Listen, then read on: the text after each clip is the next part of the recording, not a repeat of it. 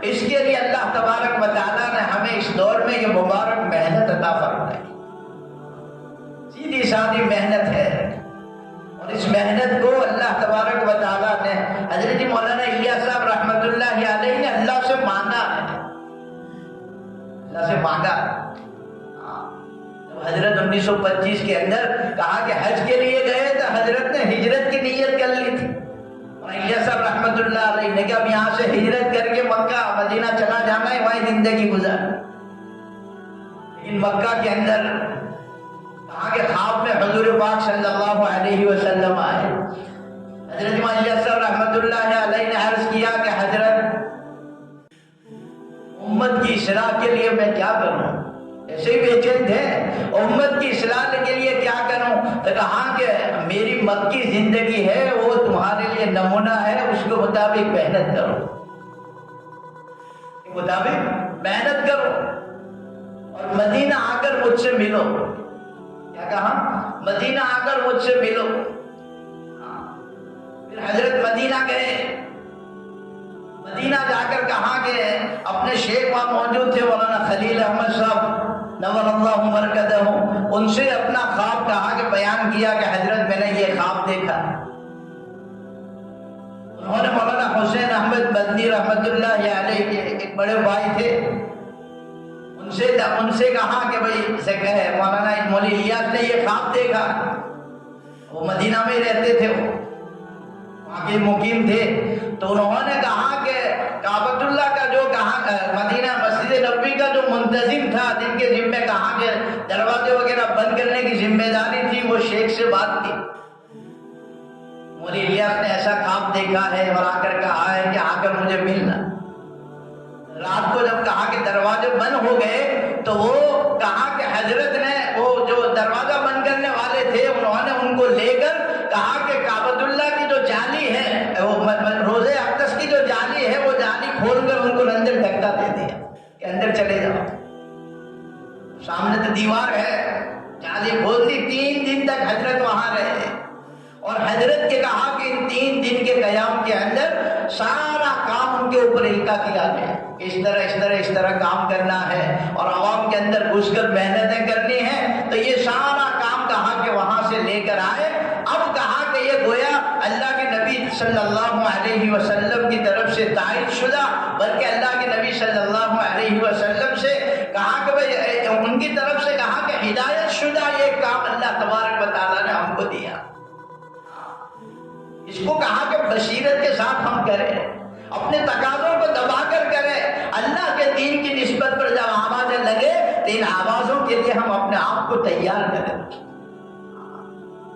یہ اپنی کہا کہ چھوٹی سی ضرورت اور گھر کی چھوٹی سی حاجت اور میری چھوٹی سی بیماری، یہ کہا کہ یہ سارے عذاب جو ہے وہ اللہ کے دین کی محنت کے لیے رکاوٹ نہ بنے.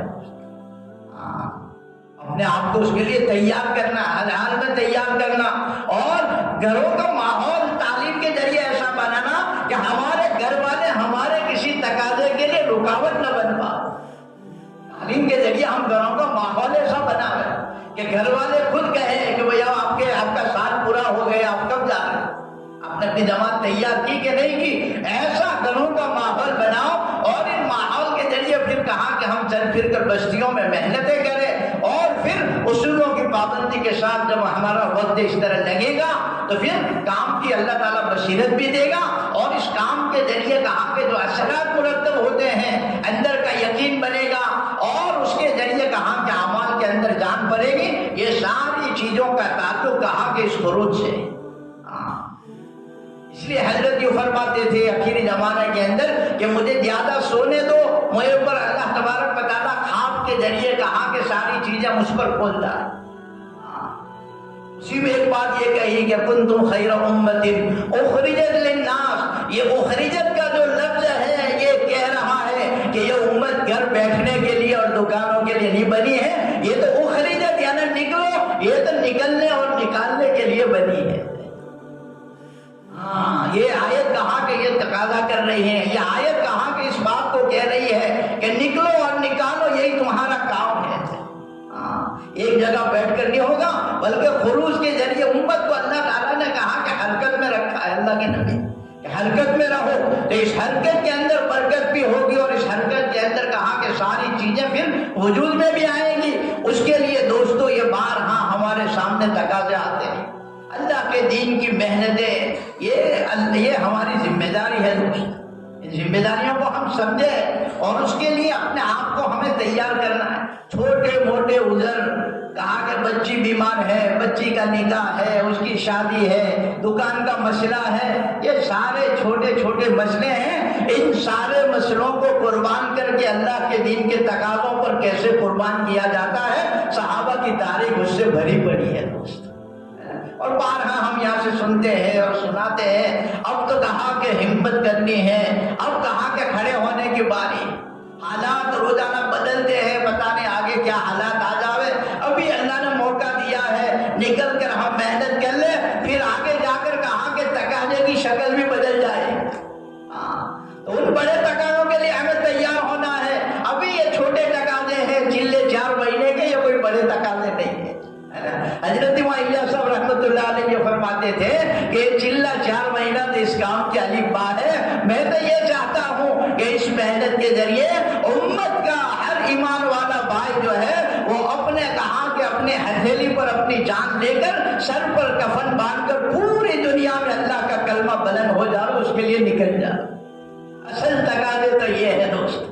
بتاؤ اس کے لیے ہمت کر کے بتاؤ، 4 مہینے کے لیے کون تیار ہے؟ بتاؤ دوستو، ہمت کرو، ارادے کرو، آپ کی سوچوں پر کنٹرول ہو، جہاں خواہشات کے اوپر قابو پایا جاوے۔ ایسی پاک صاف ستھری زندگی میں تجھ سے چاہتا ہوں۔ ورنہ گھاٹیاں بڑی دشوار ہے، فَإِنَّ الْعَقُوبَةَ قَعُودٌ، گھاٹیاں بڑی دشوار ہے۔ ایک ایک گناہ کہا کہ آدمی کو چوبے گا،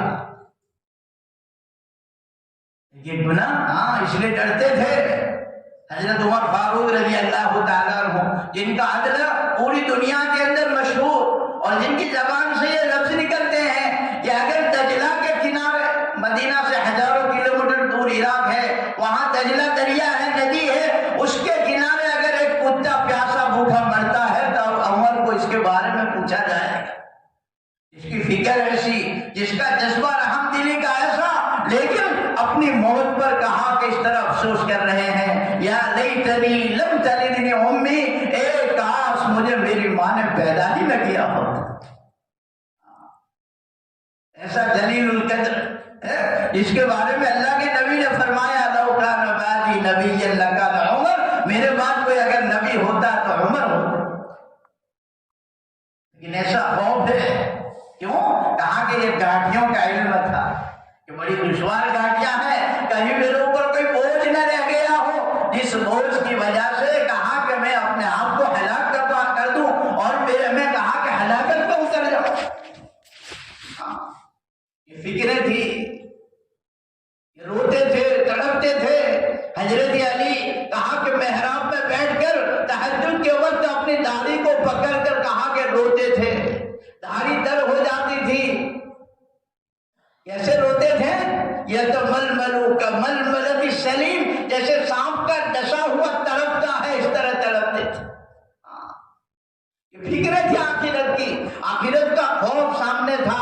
اتنا سنا تھا اللہ کے نبی کی صحبت میں رہ کر، آخرت کو اتنا سنا تھا، اتنا سنا تھا کہ آخرت ہر وقت مستحضر رہتی تھی کہ کہیں میری وجہ سے مجھ سے کسی کا کوئی حق نہ دب جائے، کسی پر کوئی ذرہ برابر مجھ پر ظلم نہ ہو جائے۔ اور اللہ کے نبی نے سکھایا تھا۔ اللہ کے نبی آخری وقت میں جب برابر چل بھی نہیں سکتے تھے، فضل ابن عباس کے کندھے پر ہاتھ رکھ کر کہا کہ آئے، اور کہا صحابہ کرام سے کہ بھئی میں نے کسی کے اوپر کوئی ظلم کیا ہے تو بدلہ آج لے لیں۔ تعلیم دے رہے اللہ کے نبی کہ ایمان والا کیسا ہو، بدلہ لے لے۔ ایک صحابی اٹھے اور صحابی نے کہا کہ اللہ کے نبی، ایک مرتبہ آپ کے ہاتھ میں ایک چھڑی تھی، پتلی لکڑی، اس کی وجہ سے کہا کہ آپ نے اس کے ذریعے سے میرے جسم کے اندر کہا کہ ایک گودا مارا تھا، چبایا تھا مجھے، کہا کہ بدلہ لے لو۔ یہ اللہ کے نبی تعلیم دے رہے ہیں کہ حق کو معاف کرانے کی فکر کیسی ہونی چاہیے ایمان والے۔ اللہ کے نبی صلی اللہ علیہ وسلم جب کھڑے ہوئے تو وہ صحابی نے عرض کیا کہ اللہ کے نبی، جس وقت آپ نے مجھے وہ چھری چبھائی تھی تو کہا کہ اس وقت میرے جسم پر جبہ نہیں تھا، اور آپ نے تو جبہ پہنا ہے، کرتا پہنا ہے۔ اللہ کے نبی صلی اللہ علیہ وسلم نے اپنا جبہ اتارا، وہ صحابی آگے بڑھے اور مہر نبوت تھا پیچھے، نبوت کی نشانی، وہ صحابی نے کہا کہ اس کو چوم لیا، میں تو آپ سے بدلہ لینا نہیں چاہتا، میری مقصد تھا کہا کہ مہر نبوت کو بوسہ دینے، لیکن اللہ کے نبی اپنے عمل سے بدلا گئے کہ دیکھو دنیا سے جاتے ہوئے کہیں کسی کا کوئی حق تمہارے اوپر نہ رہ جاوے، کوئی حق نہ رہ جاوے، کیونکہ آخرت محشر کے میدان میں دینار و درہم کی کرنسیاں نہیں چلتی، ڈالر و پاؤنڈ کی کرنسیاں وہاں نہیں چلتی ہیں، وہاں کا کہا کہ نیکیوں کے بدلے میں، ظلم کے بدلے میں نیکیاں لی جائے گی۔ اس لیے کہا کہ بھائی فَإِنَّ النَّاقَ، کہا کہ فَإِنَّ الْعُقُوبَةَ قَعُودٌ، یہ گھاٹیاں بڑی دشوار گزار ہے، اس کے لیے اپنی زندگی کو کہا کہ سنبھال کر چلانا، تقوی والی زندگی ہو، پرہیزگاری والی زندگی، دو پیسے کم کمائیں گے کوئی مسئلہ نہیں، ہلکا پھلکا کھا لیں گے کوئی مسئلہ نہیں، لیکن اس کی لالچ میں آ کر میں حلال سے حرام میں پڑ جاؤں، یہ مجھے گوارا نہیں۔ اپنی زندگی کو صاف ستھری رکھیں، عیشۃ نقیہ ومیتۃ سویہ، اور ڈھنگ کی موت دینا،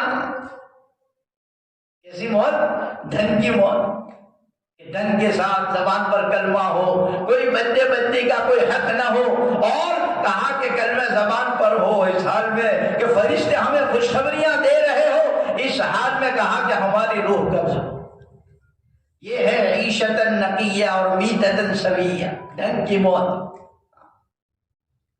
وَرَدًّا غَيْرَ مُخْزِيٍّ وَلَا فَاضِحٍ، اور ہمارا آپ کی طرف لوٹنا ہے میرے مولا، یہ ایسا نہ ہو کہ ہمارا فجیدہ ہو، ہمارا فجیدہ ہو، اور کہا کہ ہمارے لیے ہماری ذلت ہو، رسوائی ہو، ہمارا لوٹنا آپ کی طرف ایسا نہ ہو، بلکہ ایسا ہو کہ آپ پکارے ارجعی الی ربک راضیۃ مرضیہ، اے روح تو اس طرح لوٹ کہ اللہ تجھ سے راضی اور تو اللہ سے راضی، فادخلی فی عبادی، میرے بندوں میں داخل ہو جا، وادخلی جنتی، اور میری جنت کے اندر داخل ہو۔ اس لیے کہا کہ اپنے اوپر زیادہ بوجھ نہ رکھے، زیادہ بوجھ نہ رکھے اپنے اوپر زیادہ، کہا کہ لوگوں کے معاملات کے بارے میں، حقوق کے بارے میں کہا کہ بڑے چوکنا رہے۔ چوتھی نصیحت یہ فرمائی وَاخْلِصِ الْعَمَلِ، کہ اپنے عمل کے اندر اخلاص پیدا کرنا، ہمارا عمل اخلاص سے بھرپور ہو، ہمارے اندر عمل کے اندر کوئی ریا نہ ہو، کوئی دکھلاوا نہ ہو، عمل خالص اللہ کے لیے ہو۔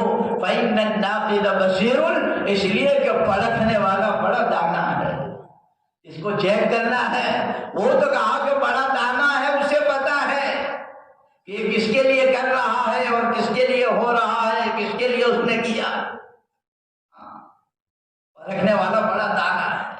اس لیے اپنے عمل کو اخلاص کے ساتھ مزین کرنا، اخلاص اپنے عمل کے اندر ہو، اخلاص کے بغیر کہاں کہ کوئی عمل اعمال نامے کی ترازو کے اندر رکھی نہیں جائے،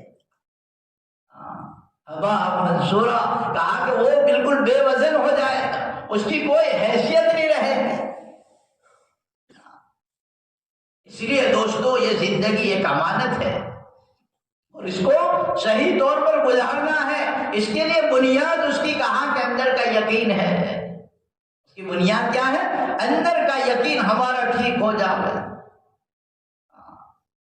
یقین ٹھیک ہوگا، پھر کہاں کہ جسم سے نکلنے والا ایک ایک عمل اتنا قیمتی بنے گا، اتنا قیمتی بنے گا کہ زبان سے پھر نکلا سبحان اللہ، یقین کے ساتھ نکلا ہے تو یہ سبحان اللہ احد پہاڑ سے زیادہ بڑا ثواب دلائے، احد پہاڑ سے بڑا ثواب دلائے۔ سبحان اللہ ایک جملہ ہے، ایک لفظ ہے، آسانی سے ادا ہوتا ہے، لیکن اس کی قیمت کے اندر کا یقین بن گیا۔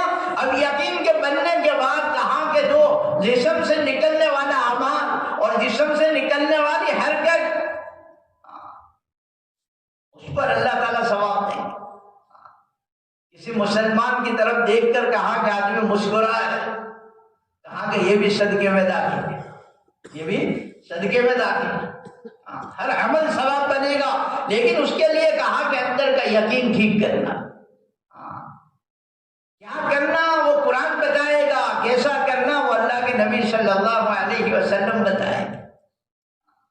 زندگی سنت اور شریعت کے مطابق ہماری بن جائے، اس کے لیے ایمان شرط ہے کہ ایمان ہی ایسا پاور ہے جو آدمی کو سنت اور شریعت پر چلائے۔ انسان جو ہے وہ ڈنڈے کے زور پر نہیں چلتا، ڈنڈے کے زور پر اگر چلے گا، بیٹا کہا کہ باپ کے خوف سے نماز پڑھتا ہے، تو وہ جس دن باپ کہا کہ نہیں ہوگا اس دن پھر نماز میں نہیں آئے۔ اور جب اللہ کے لیے اس کو پڑھنا سکھاؤ گے تو کہا کہ وہ پھر اللہ کے لیے پڑھے گا۔ اب باپ کا ہونا نہ ہونا اس کے لیے کوئی معنی نہیں رکھتا، میرا اللہ مجھے دیکھ رہا۔ اندر کا یقین جب پیدا ہوگا تو اندر کا یقین آدمی کو اعمال کی طرف لے جائے، اور اس کے جسم سے نکلنے والے اعمال یہ جاندار اور شاندار بنیں گے، اور ان عمل کے اوپر اللہ تبارک و تعالیٰ پھر فیصلے کرائیں گے۔ پھر اٹھنے والے ہاتھ اس کے کہاں کہ یہ رد نہیں ہوں گے، اٹھنے والے ہاتھ اس کے رد نہیں ہوں گے، پھر اللہ تبارک و تعالیٰ اس کے ہاتھوں کی لاج رکھے گا، ہاتھوں کی لاج رکھے گا۔ اب یہ دعاؤں کا اثر ہوگا، پھر اس کی زندگی صحیح روپ پر بنے گی، اور یہ آدمی کہاں کہ لوگوں کی ہدایت کا ذریعہ بنے گا۔ لیکن یہ ایمان ہمارے اندر آ جاوے صحیح طور پر، اور اس کی حقیقت